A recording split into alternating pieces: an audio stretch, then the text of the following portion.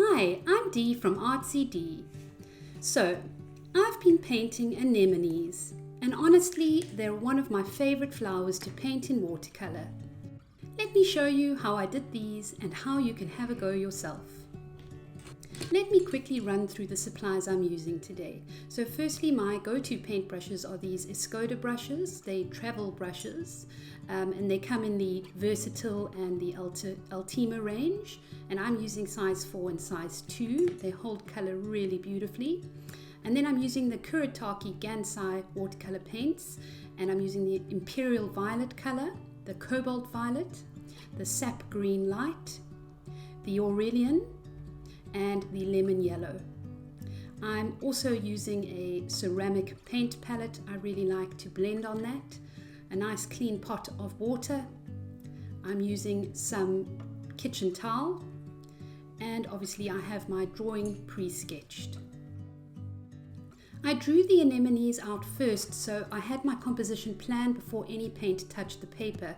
And if you would like to use templates like these to trace or use as a guide instead of drawing freehand yourself, I'll let you know where you can grab them at the end of this video.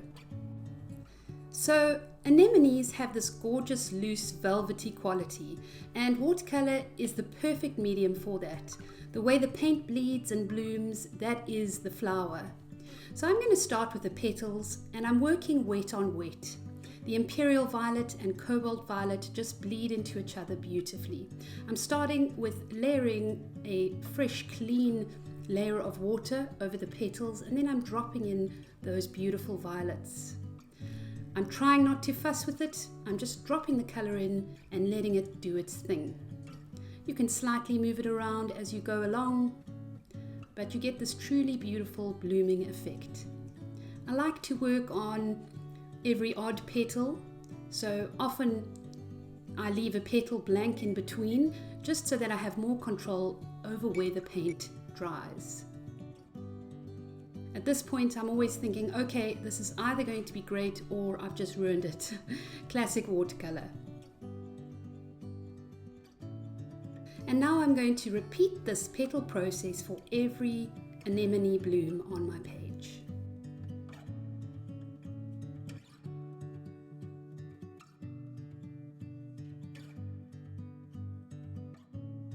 If you're finding this video inspiring and helpful, give it a like and subscribe now so you don't miss any future creative art, watercolor and drawing tutorials.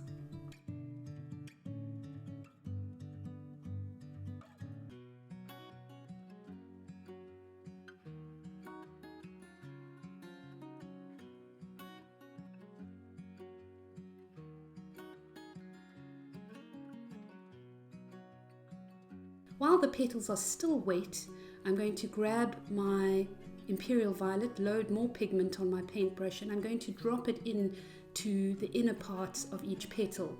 And that creates that dark to light effect on the flower.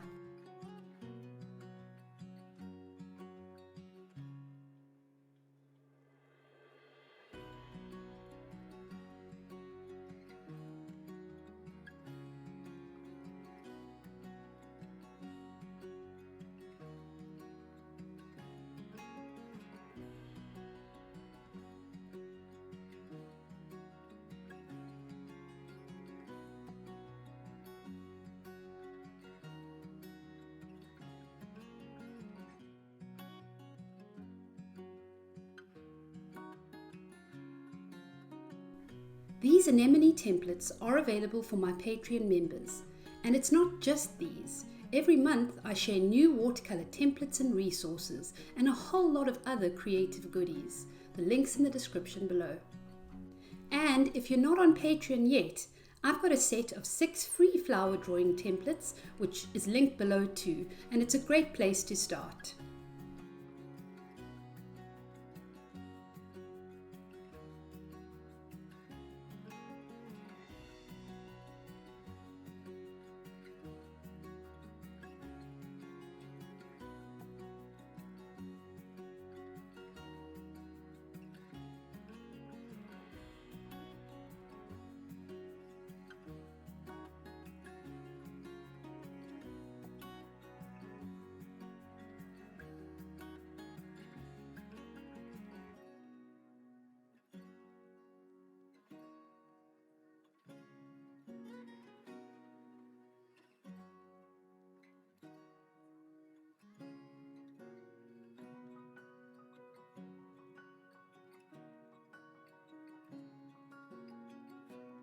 Once the petals are mostly dry, I'm going to grab some of my sap green light colour and I'm going to paint a delicate little circle within the centre of each anemone flower.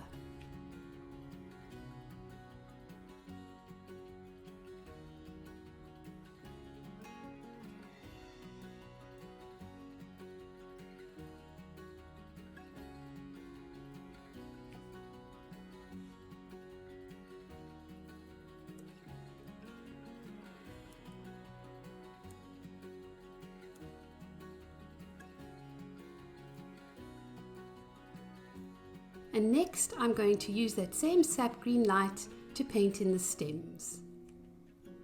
I'm keeping the pigment quite uneven and I'm adding some darker areas, layering the green paint onto some of the areas to create more of a shadow effect on the stems.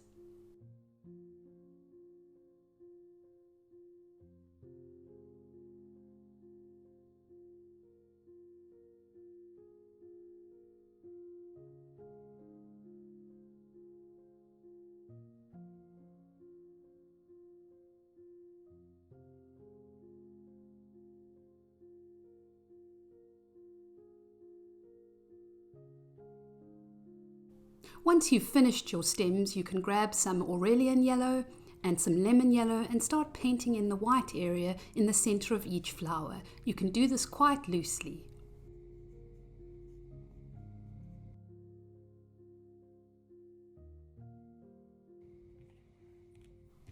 Okay, so I've made sure everything is completely dry for this next part, and I've decided to use one of my fine liner pens. I use the Faber-Castell Pitt pen, which is permanent ink, which dries really quickly.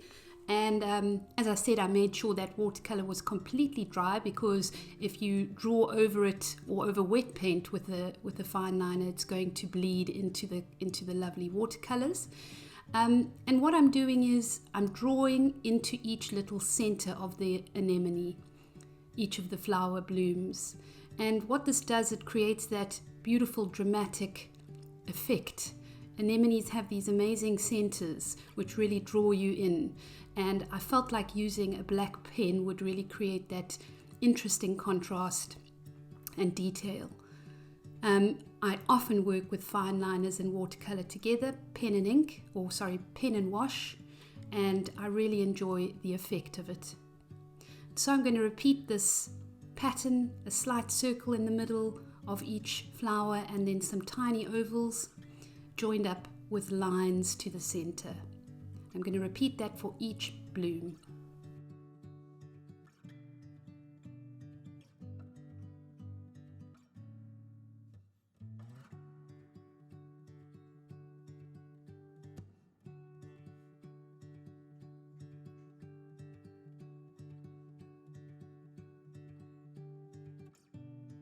And there they are. I'm really happy with how these came together. And if you've been wondering how to paint anemones, this is one simple way that you can try today. Make sure to grab my free flower templates in the description below and watch the next video on how you can use them.